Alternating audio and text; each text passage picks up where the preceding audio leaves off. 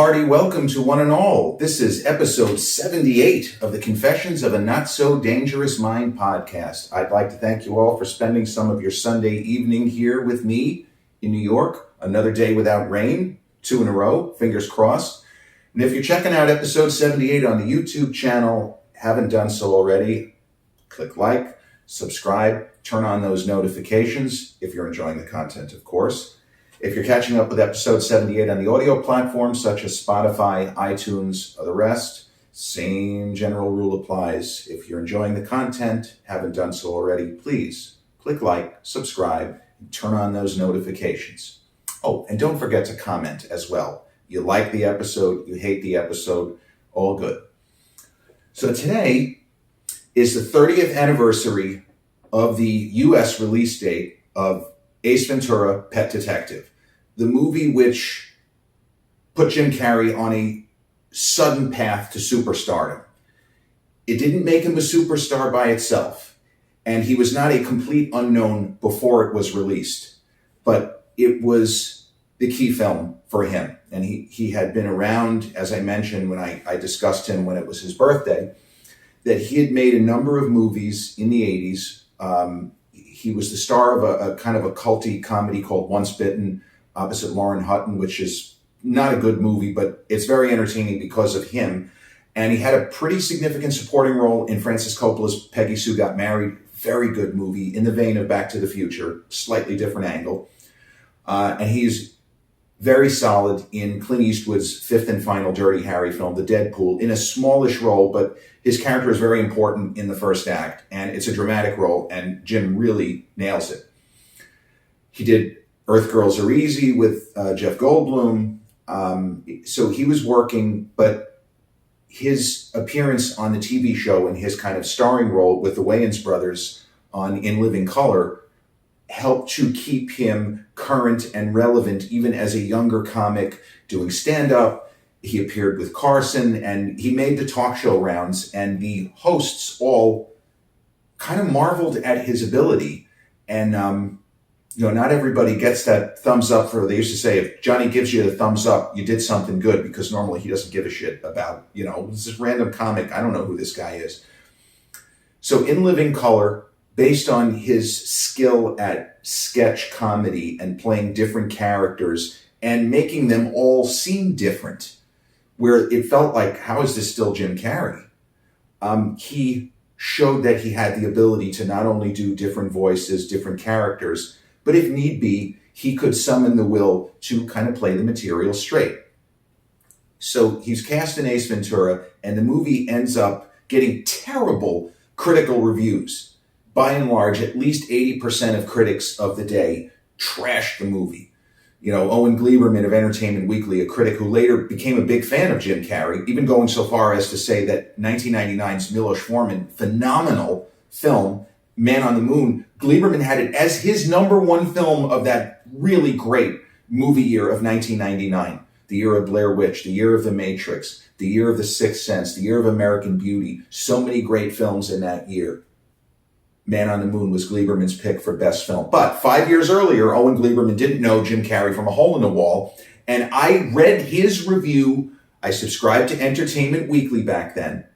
In the mostly pre-internet days, you got your news week to week as opposed to, oh my God, look what Kanye did. Holy shit, did you see the outfit J-Lo was wearing? You learn about it in a magazine week to week. But Owen Gleiberman, now I saw the previews for Ace Ventura. I was going to the movies frequently at that time. 1993, I went to the movies a ton. The greatest year Hollywood ever had. That's a hill I'll go down on, 1993. I even got into a little bit of a back and forth with a guy named Brian Raftery who wrote a book arguing that 1999 was Hollywood's best year ever. I didn't tell him he was wrong. I told him, basically, my opinion is as valid as yours. But I saw previews for Ace Ventura, Pet Detective. I was a fan of Jim Carrey going back to Once Bitten. I didn't watch In Living Color, oddly enough. Even though I considered myself a fan of his, I just never watched. People, you should totally watch In Living Color. Never saw the show. I did not see one single episode or anything more than flipping channels. I never saw him as Fire Marshal Bill or some of his other, memorable characters. But I wanted to see Ace Ventura based on the strength of the previews, which made it look fucking hilarious. Before the movie actually hit on that Friday, which presumably was February 4th of 1994, the movie had screened for critics, and Entertainment Weekly's issue for that week hit, and I grabbed it and bought it, and Owen Gleiberman gave the movie the dreaded F. He gave it an F. I guess for fucking piece of shit, right? But he gave it an F. And, some publications went with a letter grade. Entertainment Weekly, I don't know about now, I haven't read it, but they went by a letter grade, with A+ being the best. That would be the equivalent of the old Siskel and Ebert, not thumbs up, thumbs down, but when they wrote their reviews for the print media and Ebert later online media, he did a 1 to 4 star ranking system. Many people prefer 1 to 5, give you a little more room to maneuver in there. But Entertainment Weekly did a letter score, and an F meant this movie is garbage. Don't waste your time. And that kind of made me a little bit depressed because I said, because I normally agreed with Owen Gleiberman. He was an intellectual, but a critic on the order of Roger Ebert. I usually agreed with his take. Not all the time. There were plenty of critics I disagreed with frequently. David Denby, I usually agreed with. He wrote for New York Magazine. That was my second favorite critic behind Roger Ebert. Gleiberman would have been third. And Pauline Kael was already retired by that point. When Gleiberman gave the movie an F, I was like, oh, fuck. This movie must suck. It wasn't just that he gave an F. He hated every frame of the film. He hated Courtney Cox in a supporting role. He hated the story. He didn't even like Dan Marino's cameo or Don Shula's cameo. He hated everything. And the incredible quote, I will never forget, his description of Ace Ventura. What's this character like? He's like an escaped mental patient impersonating a game show host. Wow. I mean, that's, objectively speaking, a great quote. But he hated the movie. I didn't see it in theaters. Even though I saw a lot of movies in that time frame, I was constantly going to the movies. We had less entertainment options circa 93, 94. Really until we had these kinds of devices. We went to the movies. We rented movies, right? Blockbuster, whatever. So I didn't see Ace Ventura in theaters. I knew people who had seen it and they liked it, but nobody got me to go to see the film, and it grossed well over 100 million in the U.S., which now it's money, but you start to do the inflation and the time value of money and all that kind of calculating stuff. $107 million U.S. gross is a fucking good gross for 1994. Now, unbeknownst to people like me, because the internet was in its infancy and all of this stuff was not well known ahead of time, by the time Ace Ventura hit theaters, Carrey was deep into production and possibly even already into post-production on The Mask. So I didn't know that. I figured, this will definitely help his career. And I was excited that, hey, this guy who I've been a fan of for years already, it looks like he's on the rise. This is terrific. They started promoting The Mask that spring.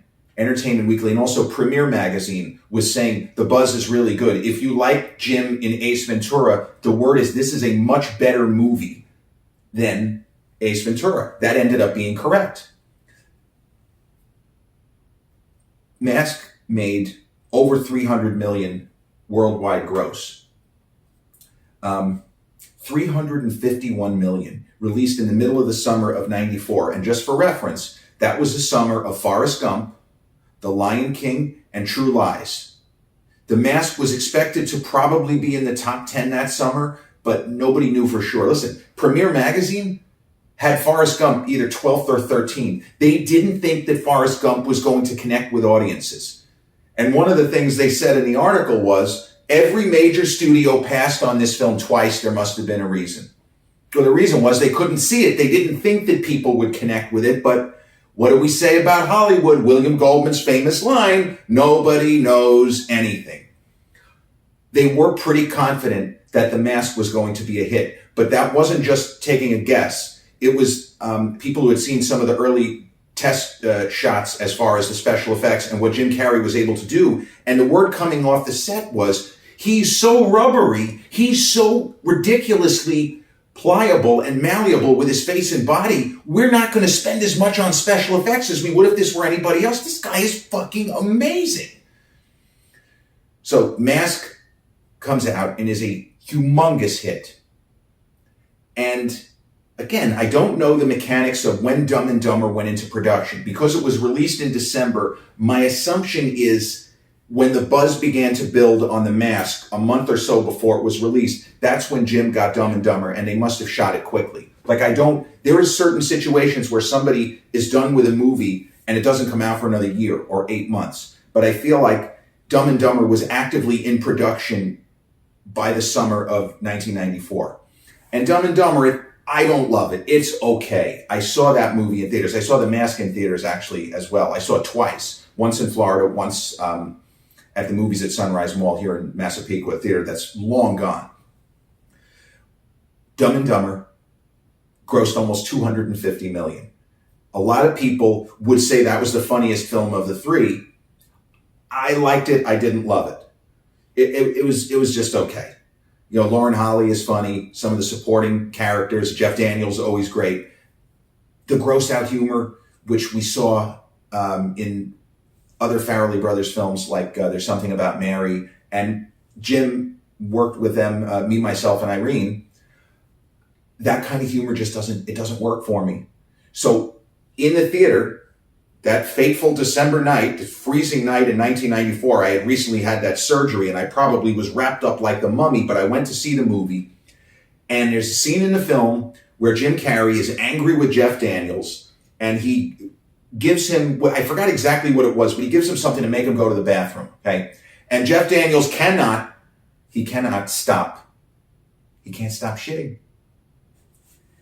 And he's screaming in pain, and it's like, you know, he's yelling and carrying on, and the audience around me is apoplectic level of laughter. The same kind of laughter years later when Ben Stiller, in the horrible first portion of There's Something About Mary, Farrelly Brothers, when he gets his, you know what, caught in his zipper. I'm in a theater at the Broadway Mall in Hicksville. That theater still exists, by the way, thank goodness. There's 100 people in the theater, and at least 90 are screaming and crying with laughter as the intensity of Ben Stiller's predicament, sorry, I couldn't resist, that was the worst pun ever, but as his predicament gets worse and worse, people are screaming and carrying on. It was like me laughing at the Siskel and Ebert running gag in the movie Godzilla. It was that level of laughter. There were so many people that are almost over the top on the floor laughing at Ben Stiller, and There's Something About Mary, and Dumb and Dumber, Jeff Daniels on the toilet. And it's not funny. Ben Stiller's agony in Something About Mary, not funny. In fact, I was angry at the movie for even wasting their time, and I'm looking around at people like, what the fuck is wrong with you? You think this is funny? I was actively hostile to the movie after that, because it's just, you say, well, you're allowed to do anything for a laugh. It's fine. It's not funny. It's not funny. To me, humor is very subjective. Jeff Daniels taking a crap in Dumb and Dumber for however long it was and screaming in pain, not funny. To me, people around me disagree. So while all this was going on, Ace Ventura, huge hit. By the time The Mask was out, Jim Carrey was a superstar. His rise to superstardom had completed. It was just about the fastest rise ever. I can't imagine anybody doing it quicker. You know, it's certainly not in the modern era. You want to argue James Dean back then? That's a whole other thing. And then him getting cast. There were rumors that the producers of Batman, again, and Michael Keaton was supposed to come back for Batman 3. He either quit just before production or he walked off after a couple of days because, you know, the idea was, I'm not even the star of my own fucking movie. But we don't know the exact mechanics of that because I've seen it and read it reported differently depending on who's telling the story, and even Michael Keaton. So we'll say that he left very early in the production of Batman Forever or just before production. That's fine. But there was talk that they were trying to get Robin Williams for the Riddler. And as soon as that came up, then there was the 1994 version of a groundswell of, hey, wait a minute. Why don't they just go after the suddenly biggest commodity the hottest commodity, and soon to be the biggest star in Hollywood. Just get Jim Carrey. If he's, wants to do it, maybe he's already busy. You don't know these things. Now we see everybody's projects lined up on Internet Movie Database or wherever. So in very short order, Jim Carrey signed to play the Riddler in Batman Forever, and Val Kilmer, who, as I've said, absolutely love Val Kilmer, signs on the dotted line, and they go ahead and they make a movie. And it was a huge box office success. Batman Forever, if it was not the biggest hit of 1995, it was right there. I believe the film grossed over over 400 million. This one I'm going to Google because, as I say, I don't like to give bad information.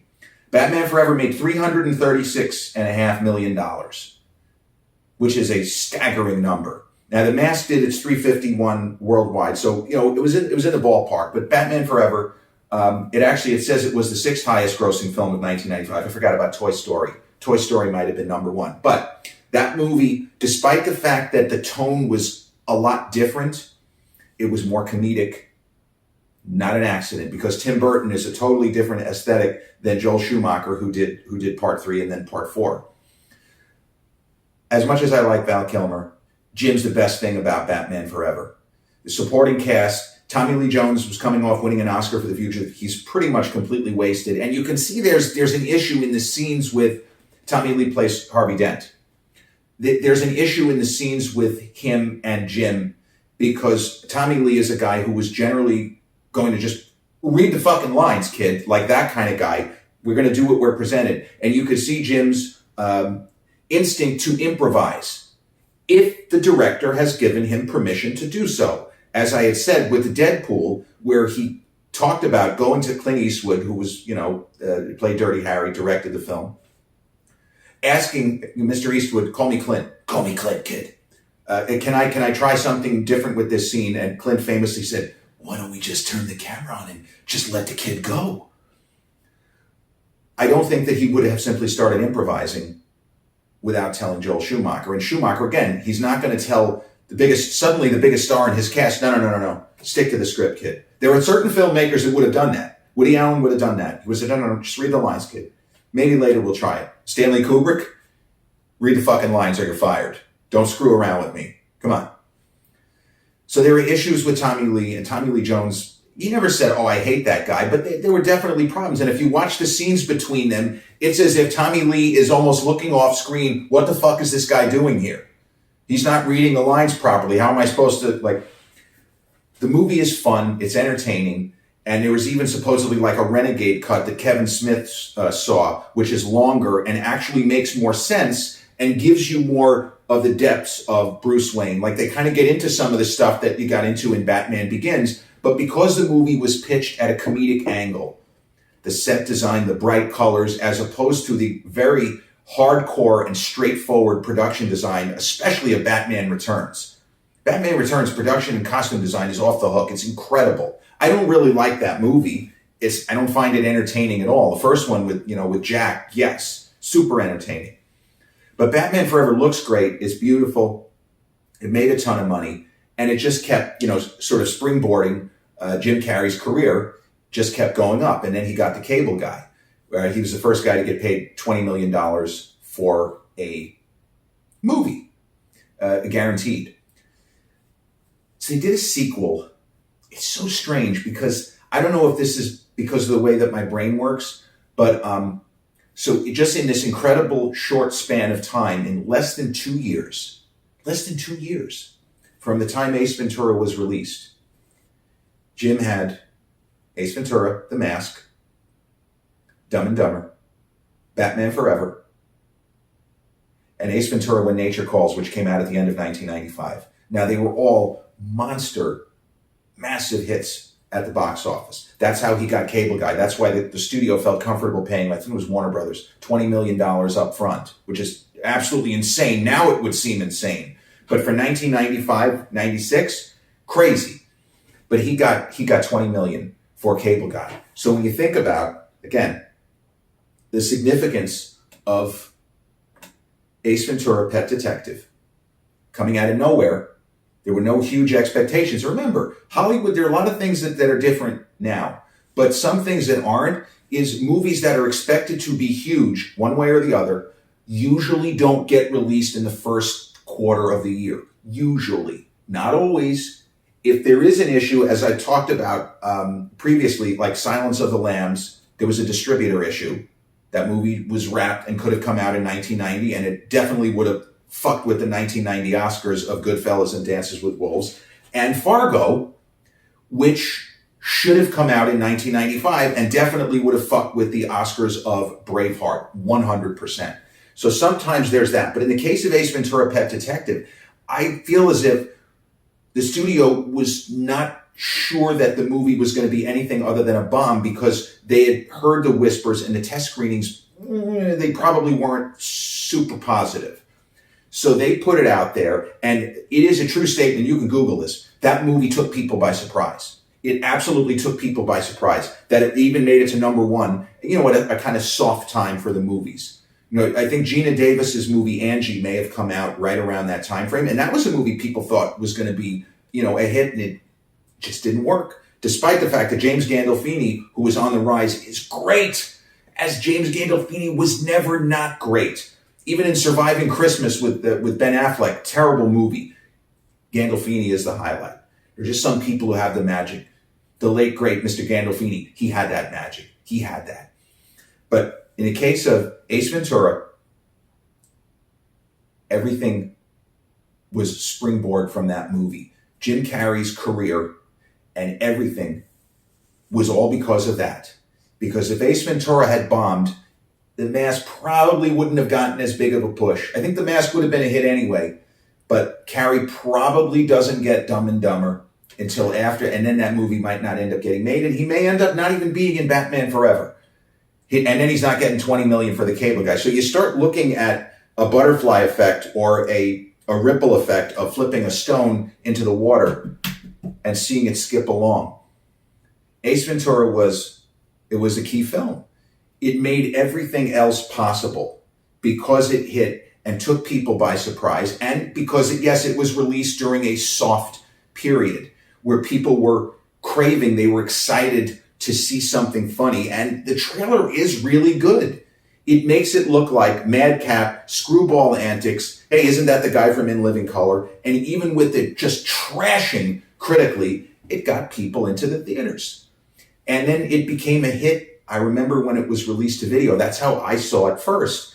There were certain scenes that were added. You wonder why they took them out, because they were actually some very good, clearly improvisational stuff where they simply told Jim, knock yourself out. You know, do 5 minutes of shtick and we'll see what we can put in the movie. And there's nothing wrong with that. Bill Murray in Ghostbusters, at least half of his lines are ad-libbed in the original Ghostbusters. Human sacrifice, dogs and cats living together, mass hysteria. Not in the script. Works. Eddie Murphy, another great talent, all-timer, who was famous for not just following the script. Sometimes it doesn't work. As I had said with Jim and Tommy Lee Jones, some of the kind of where you can almost sense a tension where Tommy Lee is wondering what's happening. In Harlem Nights, which was a movie that it kind of started Eddie's sort of downturn there in the late 80s, it's okay. But when you have an actor who is ad-libbing and then you have other actors who are trained differently and they're sticking to the script, you start squinting. It's like, well, that dialogue doesn't really work. There's scenes between Eddie Murphy and Danny Aiello and Richard Pryor, another guy who could ad-lib, where it's like they're not in the same scene. One guy's talking about this and another guy's talking about that. Well, yeah, clearly, I don't think that Richard is following the script. Danny he's not trained the same way. He's reading his lines. He's wondering what the fuck is going on. I hope we get another take out of this. Sometimes you do and sometimes you don't. Cable Guy, as a bit of a postscript, ended up underperforming because it was directed by Ben Stiller, who I mentioned. And Ben Stiller, it's really funny. He looked vaguely like the Menendez brothers, the notorious Menendez brothers. And Ben Stiller, there's characters in the movie that are supposed to be the Menendez brothers. And Ben Stiller kind of had fun with that. The movie was promoted as another straightforward Jim Carrey comedy, and it wasn't. It's a dark comedy. with Matthew Broderick, and it goes to places you're not expecting it to go, based on the preview, which made it look again like another madcap Jim Carrey comedy. So when it came out, it kind of underperformed. It still made money, and Jim Carrey, even among critics who did not like some of his earlier work, the Owen Gleibermans of the world had come around. They had come way around. And the idea was, if we've got Pauly Shore, we've got Chris Farley, Jim Carrey's on another level. This guy is phenomenal. And I think it was Siskel and Ebert where they said, if you have the Pauly Shore level of humor here, and Chris Farley is here, Jim Carrey's way up there. Like, how can you compare? It's not easy. But the idea is that by the cable guy, not just that he was a big star, but he was respected even by people who had thought Ace Ventura is a piece of shit. This Carrey guy is not going anywhere. Oops. So what I'll close on is something that you could Google and look up on YouTube. And that is, after the somewhat failure, because I feel like, and I'm going to Google this just to be sure, I feel like the cable guy turned a profit, but the idea was, the studio was expecting a hit on the order of The Mask, and it was not. Right, so it grossed over $100 million. It wasn't a total box office bomb, but it was expected to do a lot better. I feel like the studio would have expected it to be at least $200 million. Given that the original, that Ace Ventura actually did better in the US than the cable guy, despite, the names and the big marketing, and Dumb and Dumber, and Batman Forever, and The Mask, and all that. And Ace Ventura: When Nature Calls as well. But Jim Carrey's performance was lauded, even among, I remember Newsday didn't like the movie, but they said, Carrey's just fucking amazing. He's amazing in this role. He sells it. He gives everything he has. He's not collecting a paycheck. He's trying to develop a three-dimensional character within the context of this weird black comedy that's darker than we thought it was going to be. So Jim Carrey that year ended up winning Best Actor in a Comedy, I believe it was, at the MTV Movie Awards, which is not a real awards show. You know who's going to win ahead of time. It's not like the Golden Globes or the Oscars or the Emmys or those kinds of shows. And Jim Carrey went there knowing he was the winner.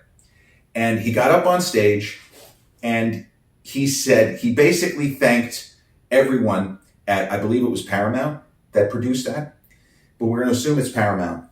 And he said, I want to thank all of the executives at Paramount who believed in this project.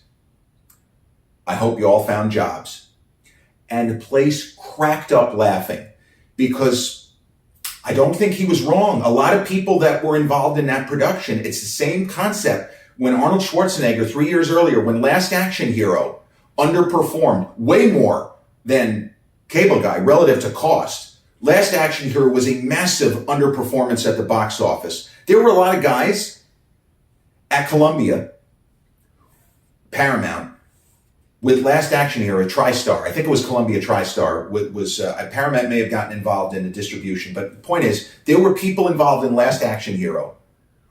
The joke is, you're only going to hear this guy's name if the movie bombs. If it succeeds, you're not going to hear about him or anything. If it bombs, he's fired, she's fired, he's fired, she's fired.